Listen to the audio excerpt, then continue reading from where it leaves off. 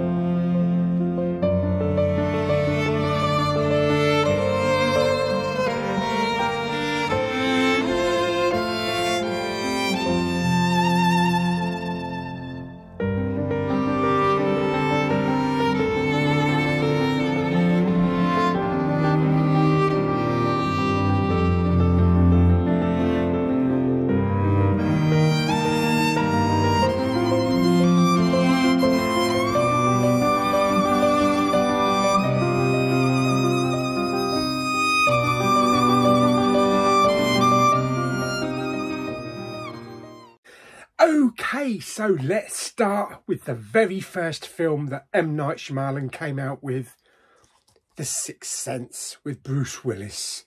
And to many, this is considered the top. You can't get any better than this. And I agree, it's in the top 3. It's not my #1 Shyamalan film, but we'll get to that later on. But yeah, this film came out, I believe, in 1999. And it took the world by storm. So I'm going to try not to go into any spoiler territory in any of the Shyamalan films in this series, because there are probably, some that people haven't seen. And you don't want me talking about that in spoiler territory. Right, okay, so the film stars Bruce Willis as Malcolm Crowe, who's a child psychologist. And he meets Cole, played by Haley Joel Osment, who's keeps to himself. He's got his own little problems, he's only a little kid, and he's keeping a secret, and he's very socially awkward and potentially mental problems there. And it's up to Malcolm to try and communicate with Cole and bring him out and find out what his secret is. The writing on the film is spectacular.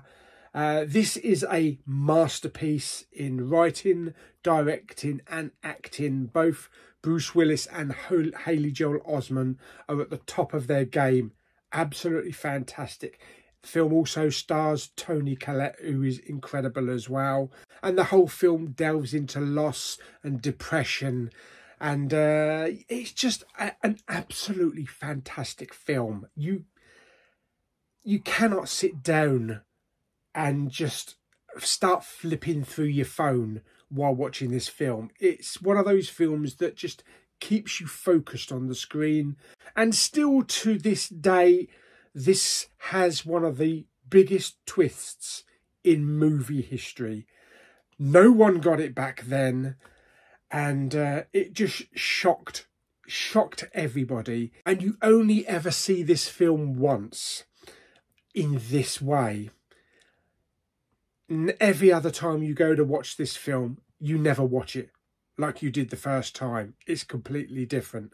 You're looking, you're looking for things, you're analysing it, and you're you know. It's just one of those ones that has such a big impact on the first viewing that it just changes the way that you ever see this film again. So yeah, M. Night Shyamalan, absolute masterpiece. Music by Shyamalan's long-time collaborator, James Newton Howard, who's done some beautiful scores on his films. This is just a masterpiece in filmmaking. And if you haven't seen The Sixth Sense, then I urge you to watch it. But don't read anything on the internet. Don't read any reviews or watch any reviews. Just pick it up, put it in the player and watch it. Absolute masterpiece. Yeah, so there we go. So that is The Sixth Sense. That was his very first Hollywood-style movie. So there we go. So that is The Sixth Sense, an absolute masterpiece from Shyamalan. I'm ready to tell you my secret now. Okay. I see blue tubers in your dreams at night. All the time. Walking around like regular people.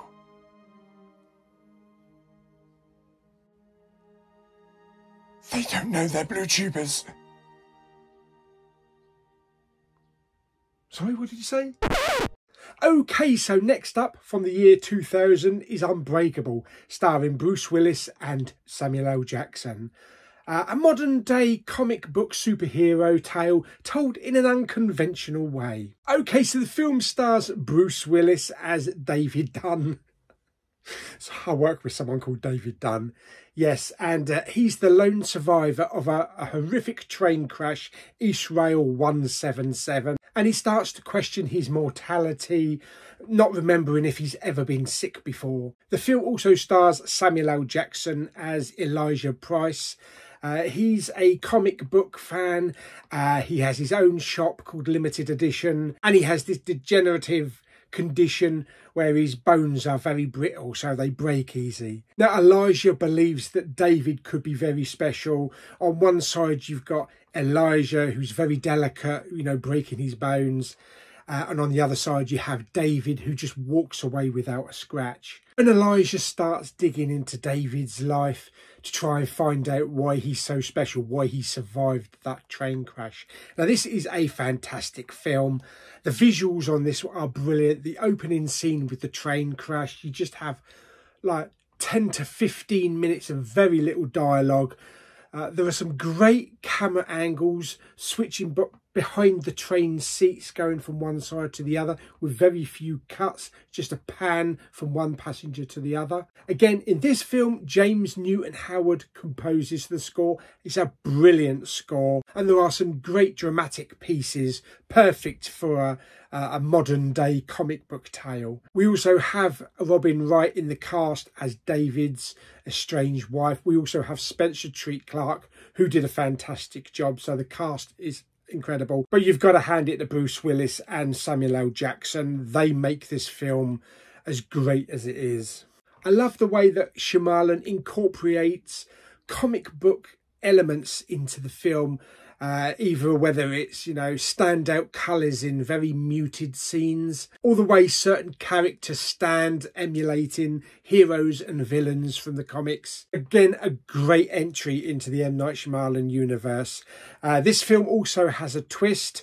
It might not be as strong as Sixth Sense twist. It's still a really good one, and it's a really great end to the film. So there we go. That is Unbreakable, starring Bruce Willis and Samuel L. Jackson. Another fantastic film in the M. Night Shyamalan catalogue.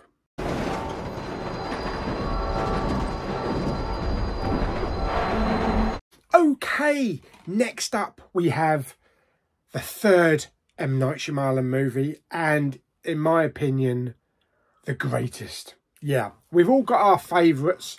Some of us like Sixth Sense, some of us like Unbreakable, some of us like The Last Airbender. I'm sure there's somebody out there. But for me, it's all about the signs. An alien invasion movie without the sweeping spaceships and explosions. Now, this film stars Mel Gibson, who I've got to say is absolutely fantastic in the film as Graham Hess. He used to be a priest. Something happened to one of the family members and he lost his faith and he's turned his back on God. We also have Joaquin Phoenix as Merrill, Graham's brother, who lives with Graham and the two kids, who I'll get to in a minute, in this big old house set around like crop fields. The two kids in the film are fantastic. Sometimes you get annoying kids in films, but not these two. These are fantastic. And pure and simple, it's about the impending alien invasion.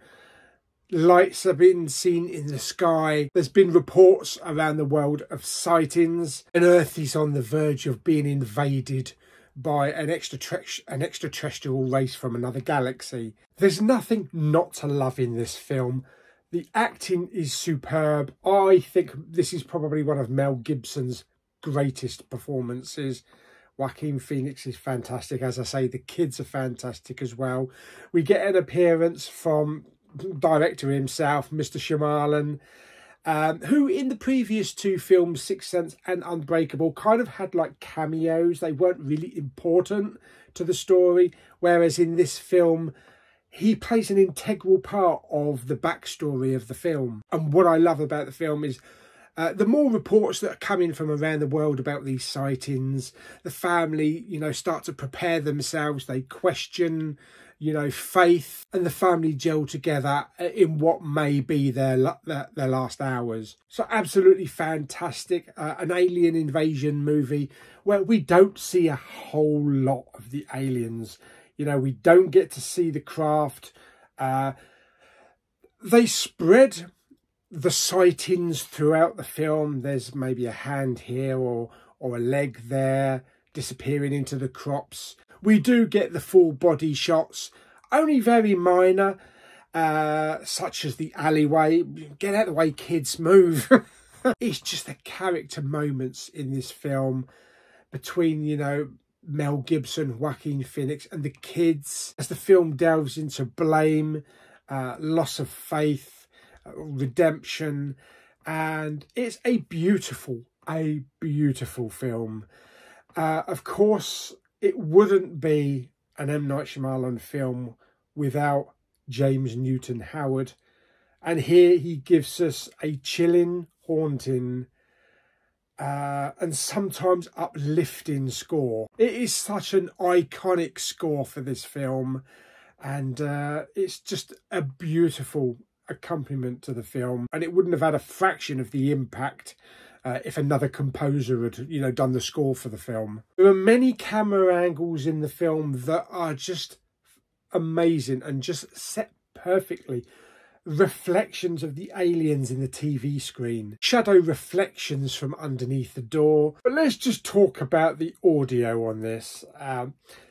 The audio was amazing, and it's so atmospheric, from the crops themselves when they walk out into the crops to check out these crop circles, and you've got all the wind blowing around you, cracking behind you, crops snapping, to near the end of the film when they're down in the basement and you can hear these aliens walking around the house, and the bangs. I'm walking from one side to the other side behind you. Bangs upstairs, you know, in the loft or on the roof. And I know a lot of us are being like, you know, oh, we really want The Abyss. We really want True Lies and Aliens on 4K. This is really now at the top of my list for a 4K with a Dolby Atmos soundtrack. We should be getting more and more Shyamalan films on 4K. We've only got a handful. Whether or not we get The Last Airbender and After Earth, who knows? But we definitely need Signs on 4K. So yes, Signs. My favourite M. Night Shyamalan movie of his entire career. And a delight to watch. I never get bored. It's not a fast-paced film, you know. It's all to do with character moments. It's all to do with subtle moments in the film. It is just beautifully told, beautifully shot. The cinematography is fantastic, especially out in the crops and the crop circles. And overall, the film delves really into loss, tragic loss, and finding your faith again. Now, for a Shyamalan film, we expect a massive twist at the end. We got one with The Sixth Sense. We got one with Unbreakable.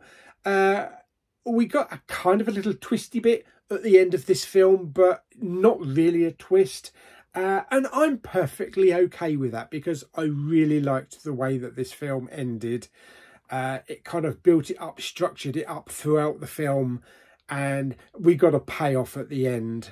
So there we go. That is Signs, 2002 science fiction alien invasion classic from M. Night Shyamalan.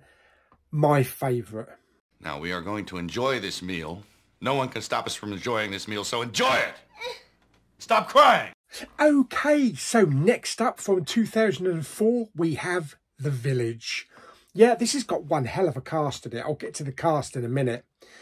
This tells the story of kind of an Amish-style community that lives in the late 1800s in this little village area surrounded by woods. And there's these mysterious creatures that live in the woods, and they stick to their part of the woods, and the community stick to their little area, and they never cross over.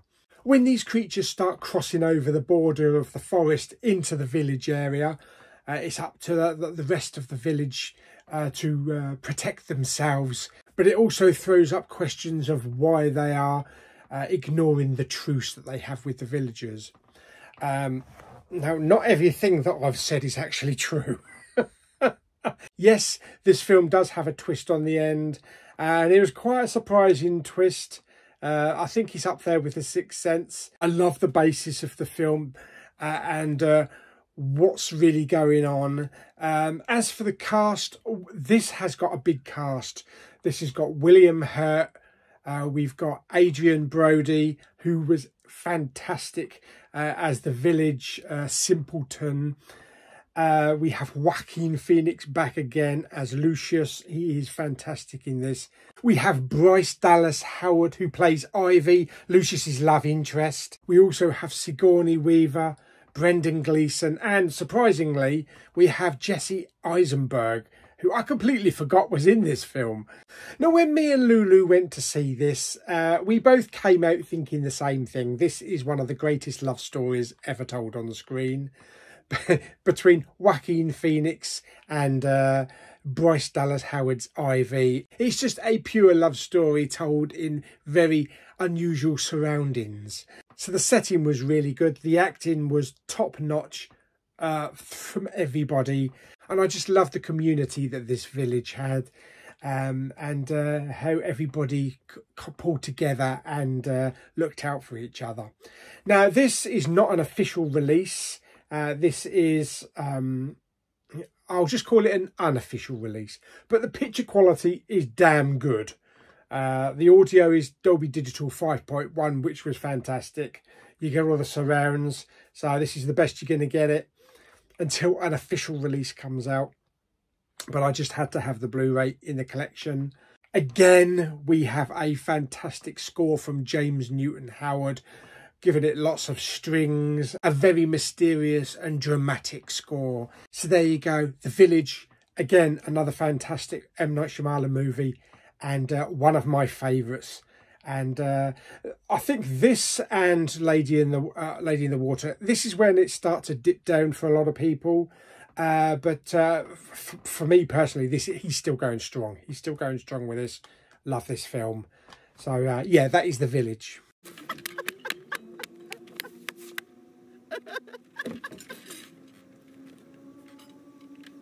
Okay, so next up from 2006, we have Lady in the Water. Yes, this is a fantastical fairy tale that M. Night Shyamalan actually wrote for his daughters and would tell to his daughters. He even made a book. I do own the book, although I'm not sure where it is at the moment. I think it might be in the storeroom. But it's all like cartoons and illustrations. It's a really nice book. The film stars Paul Giamatti as Cleveland Heap.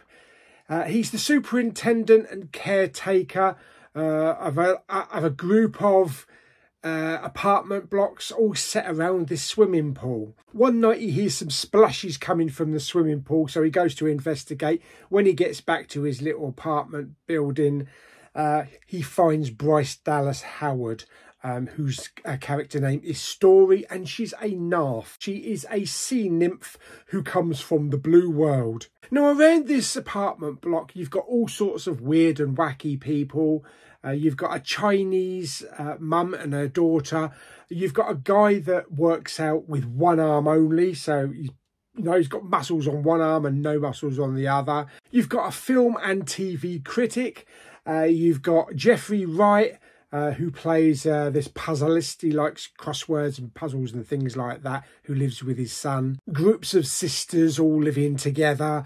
And basically, they have to help Story get back to the blue world. But it's not that easy because she's being hunted by these kind of dog-like creatures called scrunts who are trying to stop her from getting home. Now, these people in this apartment complex, they're all there for a reason.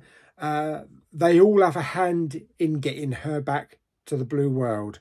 So yes, this is Lady in the Water. This is from 2006.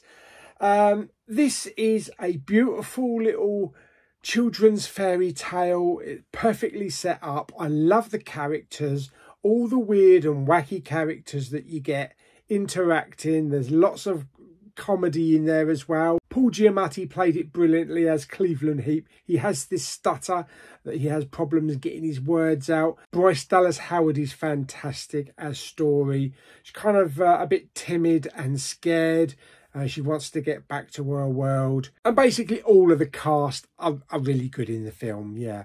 The music again is by James Newton Howard, who gives us a beautiful fairy tale kind of haunting soundtrack. And it is fantastic right up to the end. Now, the film actually had a budget of $70 million. And the reason why is that they built the entire complex and swimming pool where the film is set. So a lot of that money went into the actual physical location. But it really shows it's the perfect location. And it's as much as a character as any of the other characters that actually live there.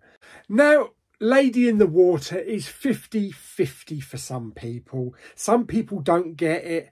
And it's the start of the M. Night Shyamalan decline, and some people absolutely love it, like myself. I went to see it with Lulu. We absolutely loved the film, adored it, and it's still one of my favourite M. Night Shyamalan movies. The picture quality is pretty good for a Blu-ray. The sound is only Dolby Digital 5.1, so we don't get a DTS Master Audio soundtrack or Atmos or anything like that. The audio is good, but it could be a lot punchier.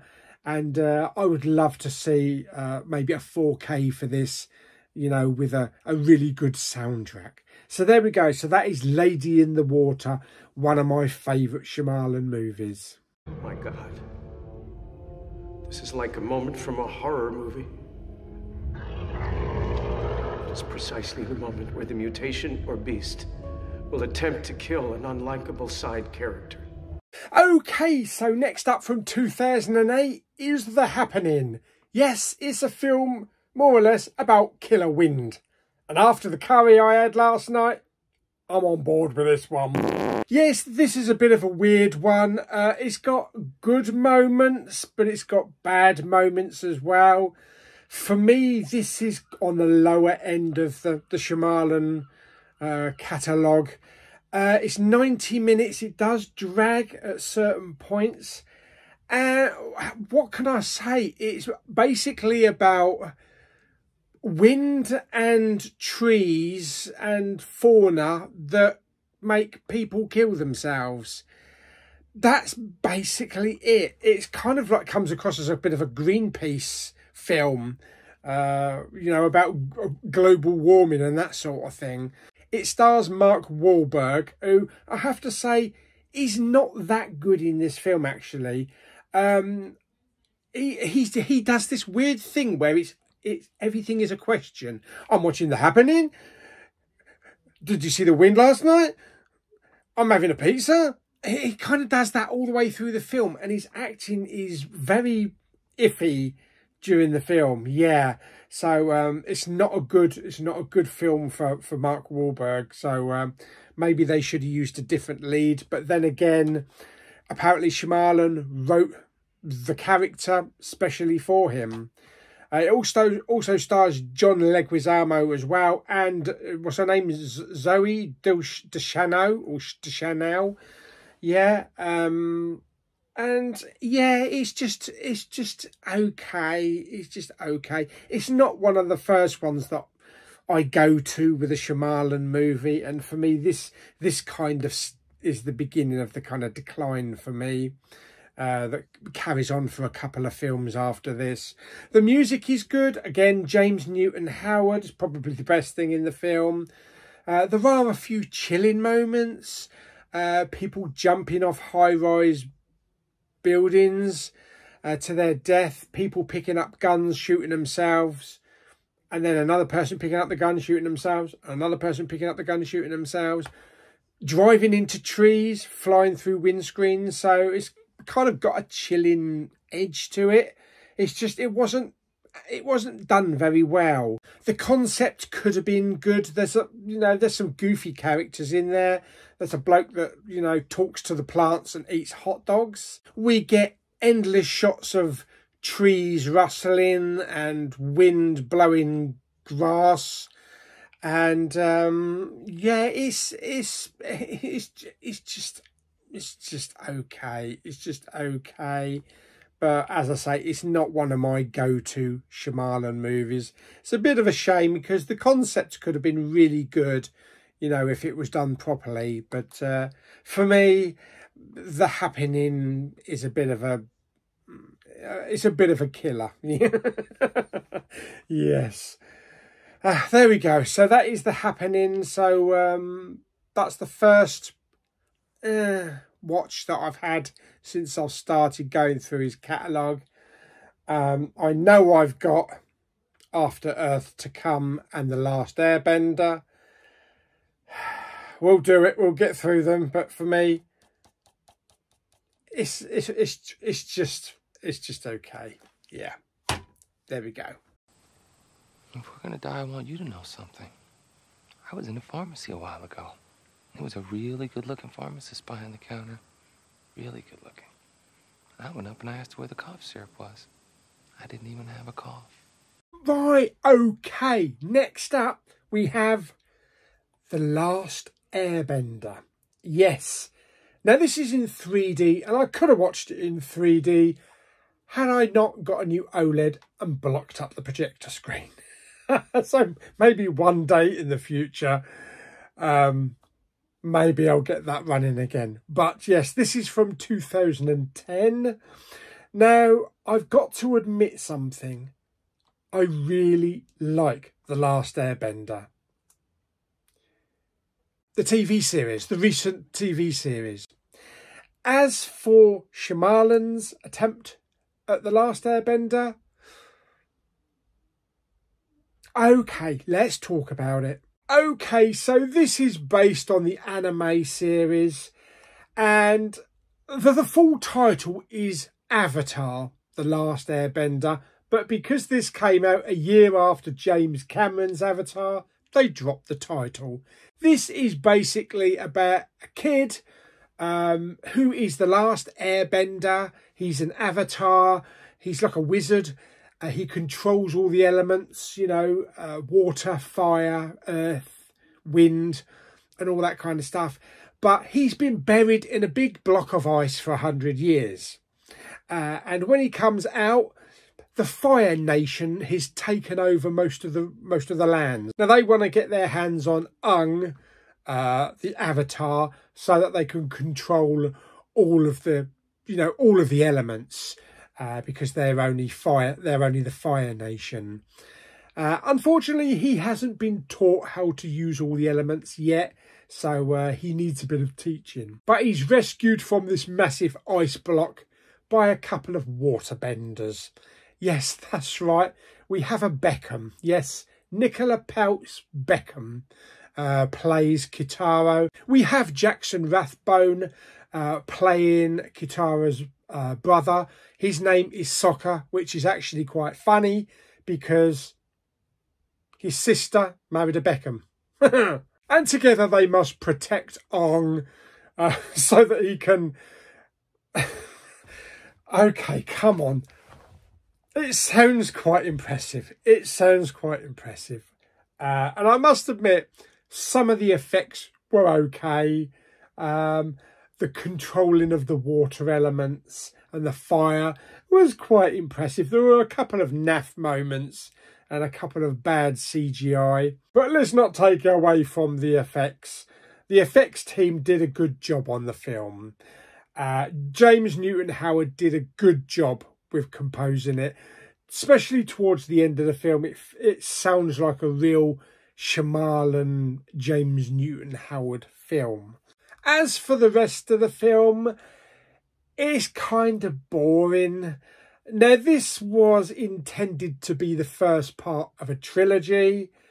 I liked the ending to this. It kind of set it up ready for the next film with a new character coming in. But it done so badly at the box office that Paramount thought, bugger it, we're not going to bother with anymore. We have Dev Patel there playing Prince Zuko, who's trying to prove to his dad that he's not a useless waste of space. But he's just so angry through the entire film, and it's just completely one-sided. We don't get to see any good side to him. He's just bad-tempered through the film. And let's just talk about Jackson Rathbone for a minute, who plays Sokka. What is going on with his eyes? He spends the entire film staring. It's like that. He doesn't blink in the entire film. Even when he's having a conversation, he's staring at everybody. It's very distracting, and I can't say much for his acting, actually. Yeah, the acting in the whole film is very iffy. I think Cliff Curtis is probably the best thing in this. Of course, this didn't do very well in the UK box office. Now, we know what the term bender means in the UK. It's a slang term for homosexual. And I still remember watching this in the cinema and hearing terms like, "You're such a bender, boy." And the entire audience were just rolling in laughter. He's not a very good bender. I think they should have done a bit of research before, doing this film, because nobody in the UK took it seriously. Now, I'm actually just looking on the back of the box. And this person, James Oster of Joblo.com, says, an action-packed, exciting family film, thrilling live-action adventure. I don't know what film he was watching. It certainly wasn't this. Yes, so unfortunately, I've got to slag off an M. Night Shyamalan movie because, to be perfectly honest, it's not very good now, is it? It's not very good. And I was bored 43 minutes into the film, and I just had a dislike of the characters, and Ung was boring, and as for the brother and sister, yeah, they were boring as well. Now, one thing I did notice after watching the recent, I think it was Amazon Prime live action series, is that Shyamalan actually changed the race of the Fire Nation. Because I think they're all supposed to be Asian, whereas the entire Fire Nation were Indian. I don't know if that was intentional to put his little Indian stamp on the film, or was it to say that Indians are evil? Who knows? But I would rather have them kept it as an entirely Asian, cast for it. So yes, there we go. That is The Last Airbender. It's not one that I would consider watching again in the next 5 years. I'd probably skip over it if doing another Shyamalan marathon. But I'm, you know, every director's got a duff or two duff movies in their catalogue, and I'm glad that I've now got past The Last Airbender and I can just put it behind me. So there we go. So that is The Last Airbender. So we better move on to the next film, After Earth. Oh shit. Okay, everybody can help us now. Okay, so next up from 2013 is After Earth, starring Will Smith and Jaden Smith. Yes. This was better than I thought it was.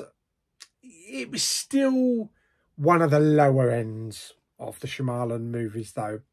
Yeah, basically, Will Smith plays this hardened, like, military ranger, and they live on this planet called Nova Prime because, you know, 1,000 years has gone and Earth is uninhabitable.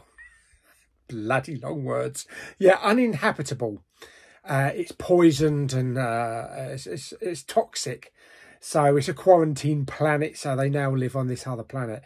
Now that him and his son, Jaden Smith, who plays his son in the film, are transporting this creature called Ursa. I think they were out of nons and zods, so they had to settle for Ursa. Yeah, they're transporting this creature, very hostile creature, to like a training ground for the military. And unfortunately, they fly into an asteroid field and they have to make an emergency landing, or crash, in other words. And they crash on Earth, yeah, which is now quarantined. Will Smith is pretty banged up in the crash. He's broken both his legs, so he spends most of the film sitting on his arse. So he sends his son out across the quarantined planet, where he must face lots of dangers, to get to the tail end of the ship in order to send up the beacon so that they can come and rescue them. So Jaden Smith sets out across the planet. I think he has to go about 100 kilometres or something to the tail section. He's got a first aid kit. He's got a super duper kind of extending Darth Maul type sword thing. Plus he also has a load of these little discs that he has to suck on to to breathe because the air is toxic. And along the way he runs into all these weird creatures. Obviously 1,000 years has gone past on Earth and creatures have evolved and become more aggressive, fight for territory. So he has to, you know, try to avoid them. So let's talk a little bit about the cast. Okay, Will Smith. It's not really his film. You know, he's sitting there on his arse in the spaceship and just telling his son what to do. It's probably like being at home, really. Yeah, although I expect his son slaps him every now and again. And he's a bit of a... he's definitely military, you know. He's kind of disapproving. Instead of talking to his son like a son, he's talking to his son like a junior rank in the military. Jaden Smith is okay. He's a little bit whiny at times, but he's not as bad as I remember him in the film. Yeah, I really had a dislike of his character originally in the film, so maybe it's kind of like grown on me a little bit. But it is sci-fi. It's very similar to that film 65 with Adam Driver, minus the dinosaurs. So instead of the dinosaurs, you just have to put up with Jaden Smith. The effects are pretty good. You know, the CGI on the creatures, the characters. There's like saber-toothed tiger characters. There's like massive giant eagles. There's also lots of like vicious monkeys as well. And the Ursa, which is looks okay, but they could have had a better design on it. But yeah, it's not as bad as I thought it was.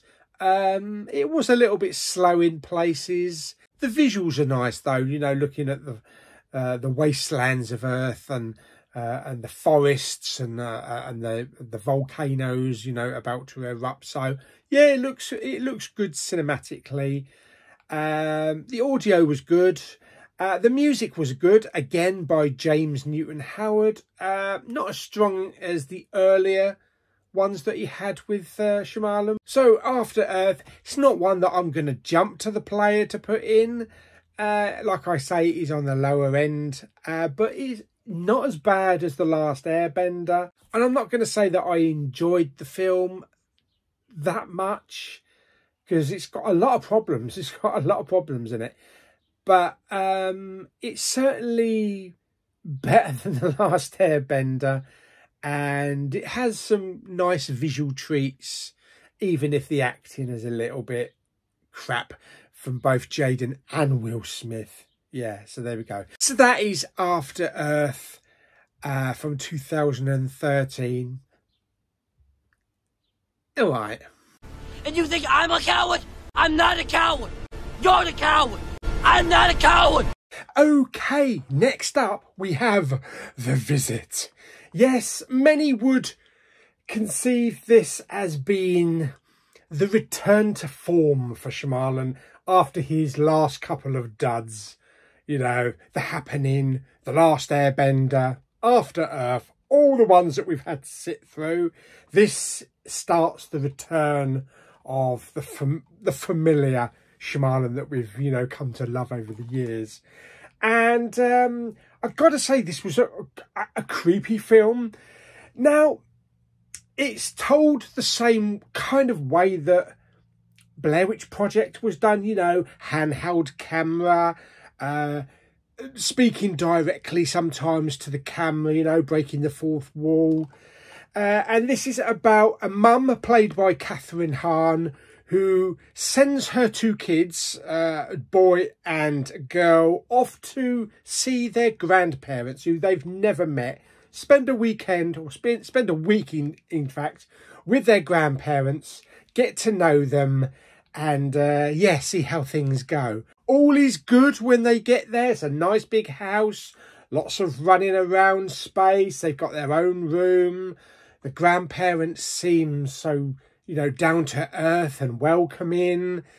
The grandma makes, you know, cakes and stuff like that. And the grandfather, you know, hangs around the house, cutting up wood for the fire and all that kind of stuff. And occasionally visiting the odd barn.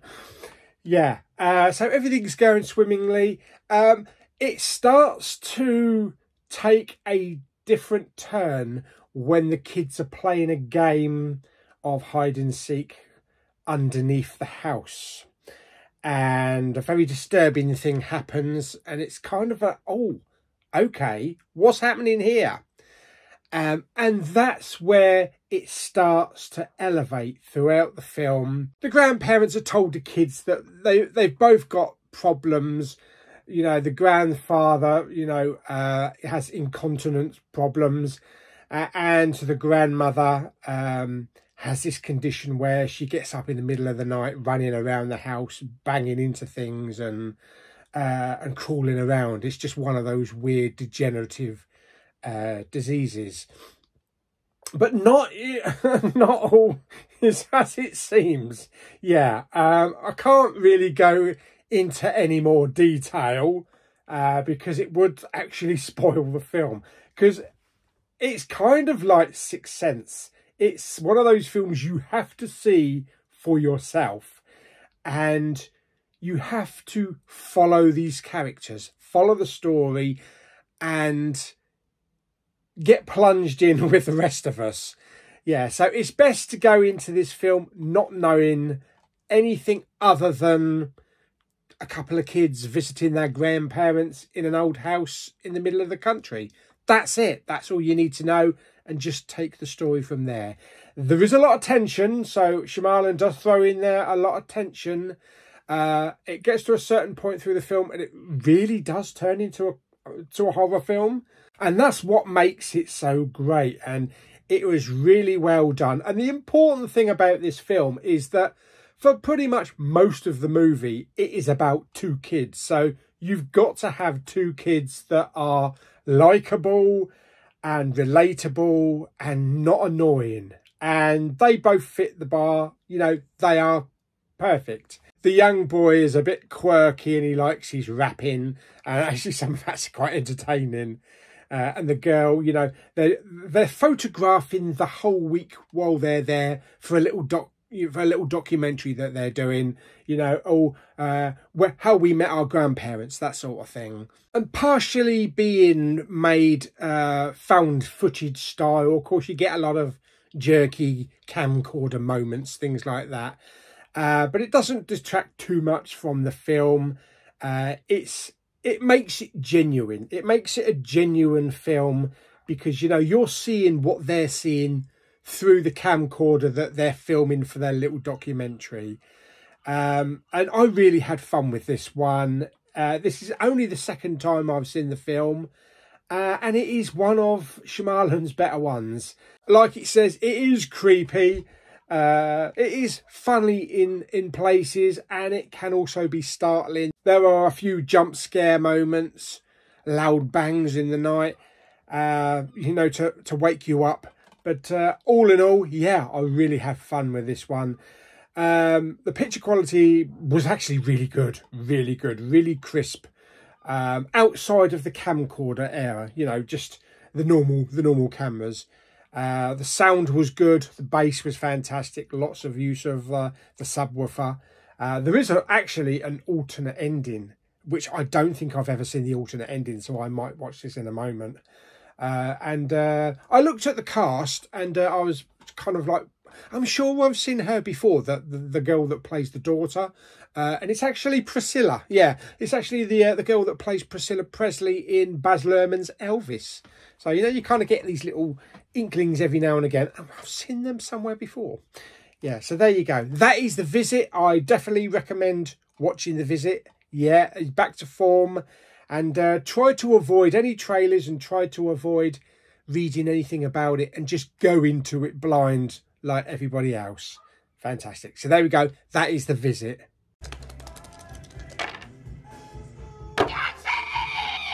You're my best friend. I love you. We can go out to playground in a minute. I'll push you on the swings. Just you and me all day long.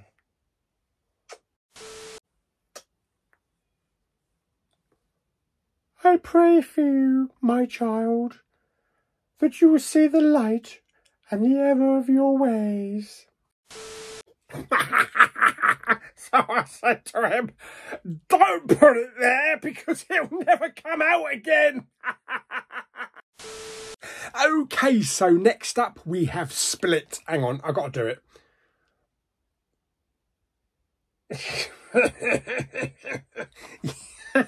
Yes, from 2017.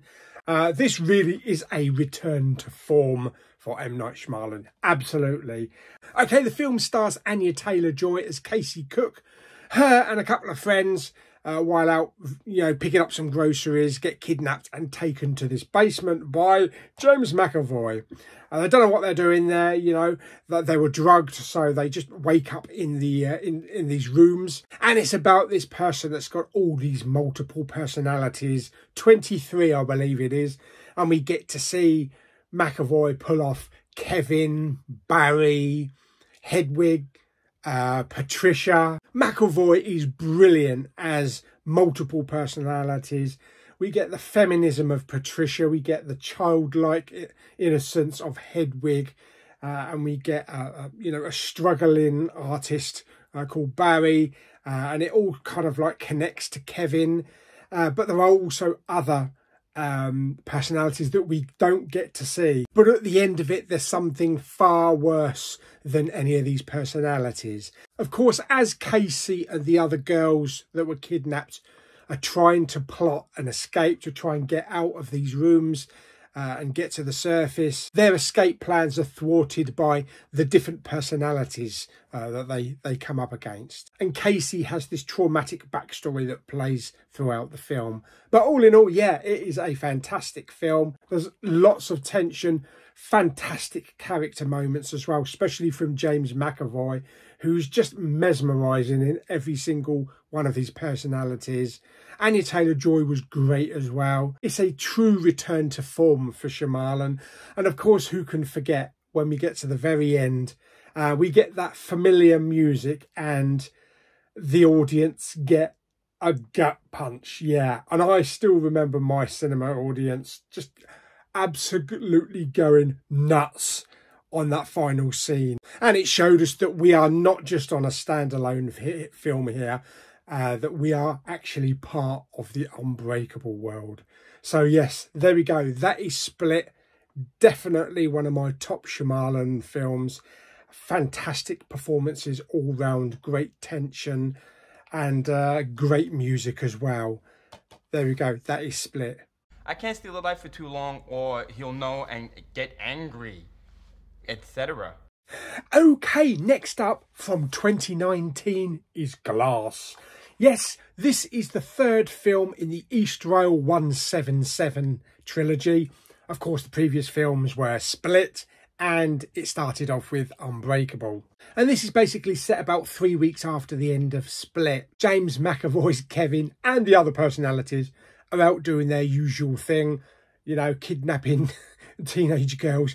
In this case, 4 cheerleaders that he's got chained up in some old warehouse. And then enters David Dunn, Bruce Willis, he's back. And with the help of his son, played once again by Spencer Treat Clark, which was fantastic getting him back. And he's going out at night doing the superhero thing, looking for bad guys and righting all the wrongs. David bumps into Kevin and gets his flash visions and sees these girls and follows him with the help of Spencer Treat Clark. And they go and free the girls up. Unfortunately, it's kind of like a bit of a trap because all of a sudden the police arrive and ship both Kevin and David off to the local psychiatric unit. And most of the rest of the film is set in this psychiatric unit. So it's a bit like, you know, One Flew Over the Cuckoo's Nest. We also have Sarah Paulson, who plays a psychiatrist who's trying to get down to the nitty gritty of these people that think they're superheroes. We also have Elijah Price back, played brilliantly by Samuel L. Jackson.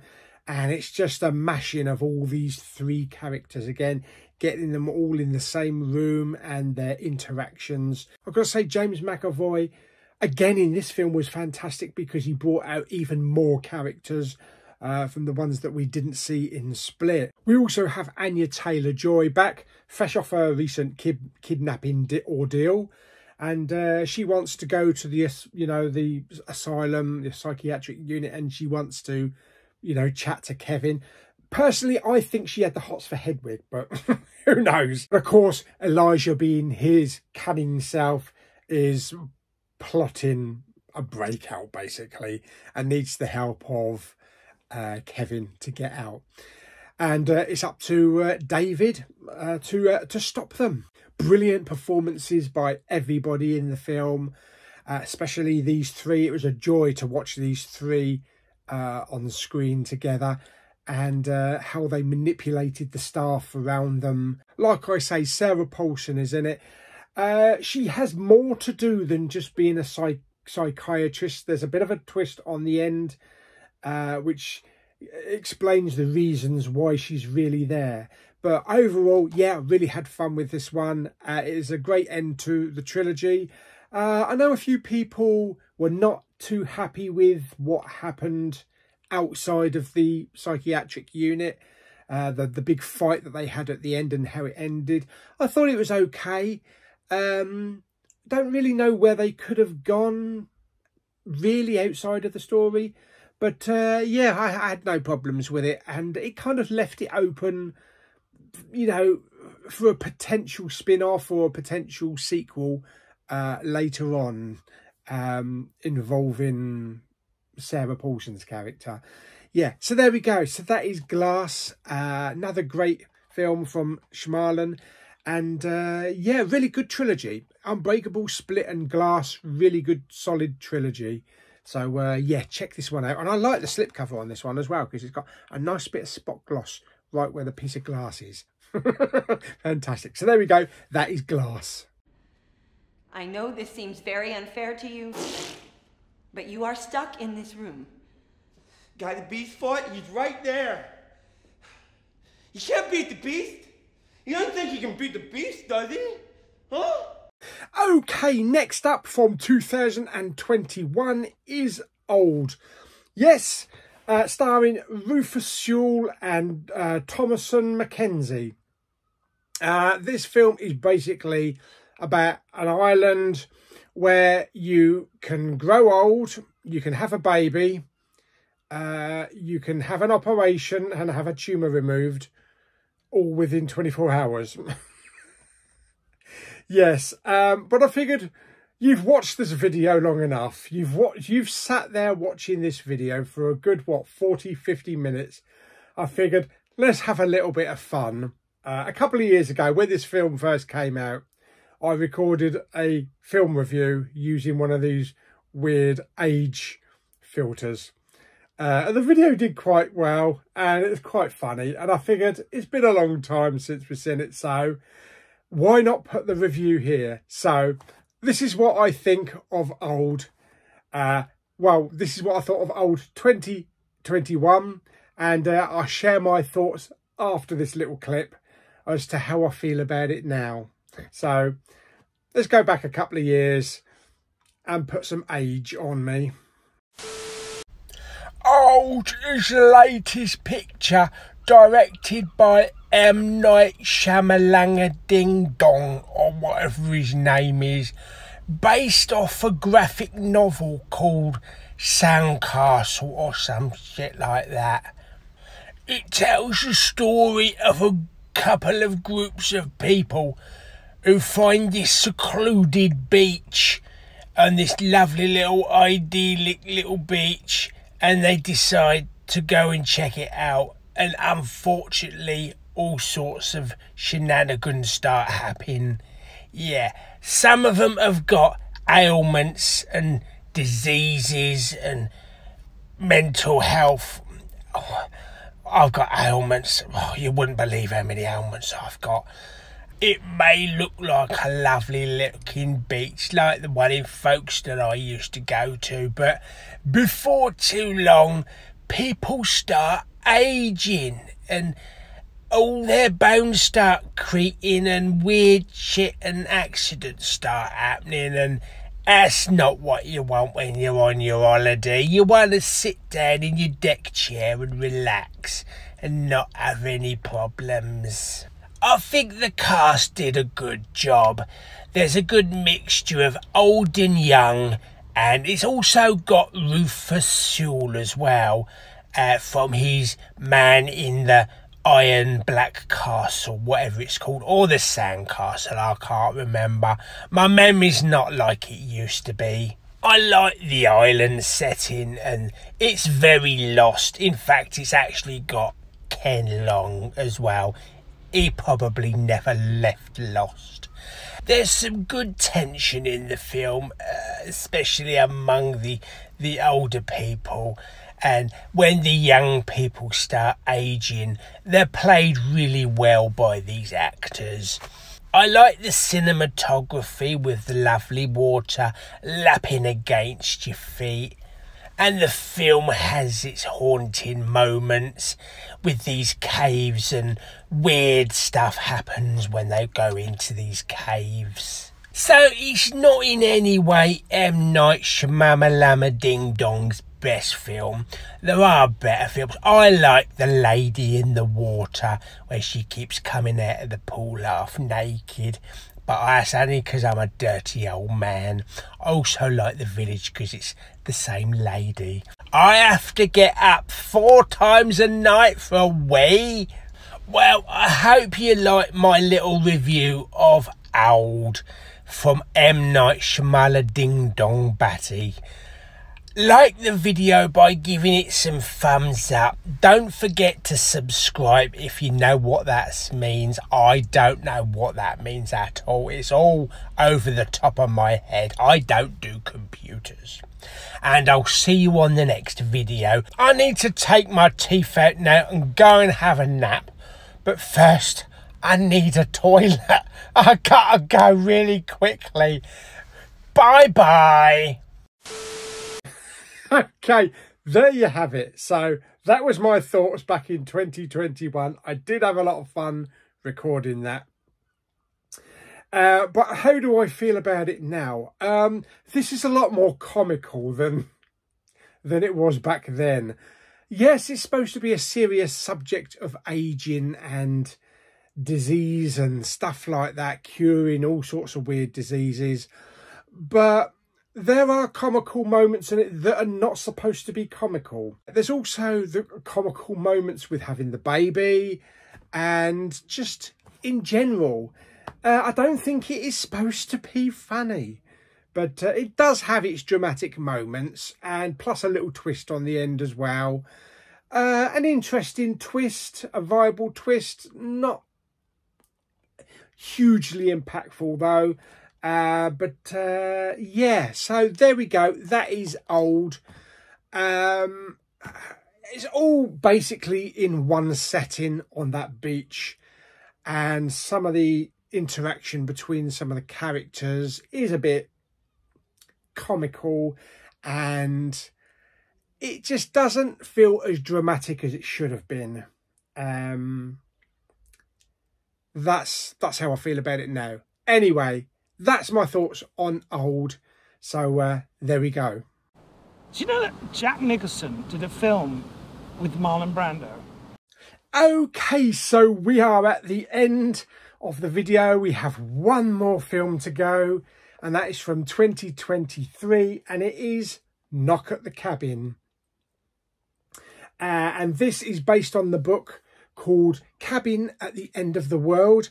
And it's about this family, these two gay guys and their adopted daughter, who are vacationing in the middle of the woods in this nice little cabin. And all of a sudden, these four show up, headed by Dave Bautista. And they're there for a reason. They have to persuade one of the occupants of the cabin to give up their life in order to save mankind. And these four represent the four horsemen of the apocalypse, even though there's two women there. The four horse persons of the apocalypse. Yes, and each wears a different colour, representing a different horsewoman. Yeah, I thought this was a really good film. I did see this one at the cinema. There's some very dramatic and tense moments, and the longer these people refuse to kill one of their own, more disasters happen around the world. Plagues, tidal waves, planes falling from the sky. So it's a very end of the world movie. But I've got to shout out to Dave Bautista. This is probably his best acting from any of the films that I've seen him in. We also have Rupert Grint as well, and we also have, I can't remember her name, but is the black woman from Old, who had the seizures. She's also in it as well. The two dads were also really good, as was the girl, the daughter as well. So yeah, lots of tense moments, some great music, some really good visuals, especially the tidal wave. The picture quality of this was fantastic. Looked really great, and it was in Dolby Vision. But I've got to say, the Dolby Atmos, especially at the beginning, when they were in the forest and the little girl was catching, you know, all these little insects, they were just flying everywhere.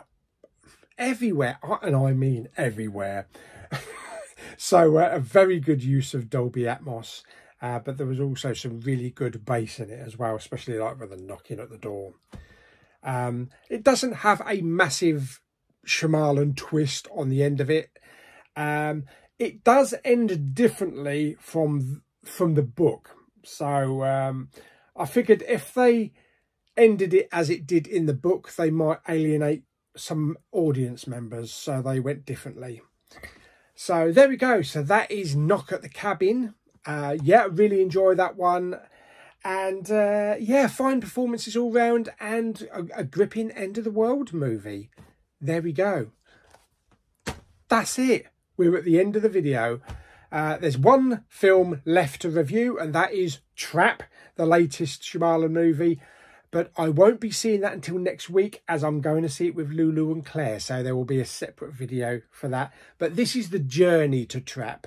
Yes, this is the journey from The Sixth Sense right up to Knock at the Cabin. So if you stayed with the entire video, fantastic. You're obviously a Big Pauly fan.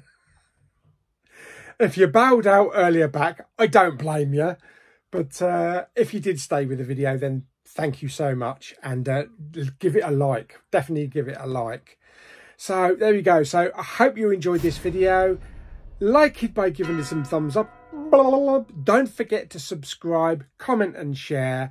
And as it's a Shyamalan themed video, there should be a twist on the end. And I've used the same twist for all of my Shyamalan themed videos in the past, because it just seems right. And I'll now hand you over to Mama Bowman. And if you was expecting a twist... Oh, by the way, I bet you weren't expecting that fucking ending.